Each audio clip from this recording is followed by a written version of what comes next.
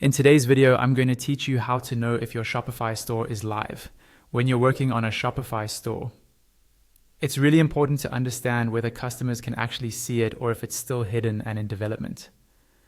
In this walkthrough, I'll show you exactly where to look inside your Shopify dashboard so you can quickly confirm your store's status. First, log into your Shopify account and go to your main Shopify dashboard. This is the admin homepage where you usually land after signing in. You'll see your store overview, recent activity, and some shortcuts.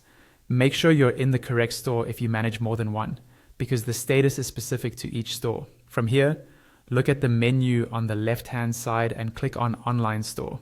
This section controls everything related to how your website looks and how it appears to visitors. When you open Online Store, you'll see options like themes, blog posts, pages, navigation, and more. For checking whether your store is live, we'll focus on the themes area. In the themes section, find the theme that is currently live or being worked on. This is usually labeled as your current theme at the top of the page. Next, click on Edit Theme.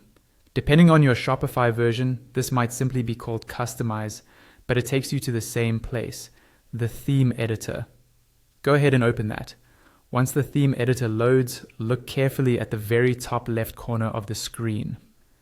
You'll see your theme name, the exit icon, and right next to that, the status of your site. This is where Shopify clearly tells you whether your store is live and visible to the public, or if it's still protected, for example, by a password page or a coming soon message.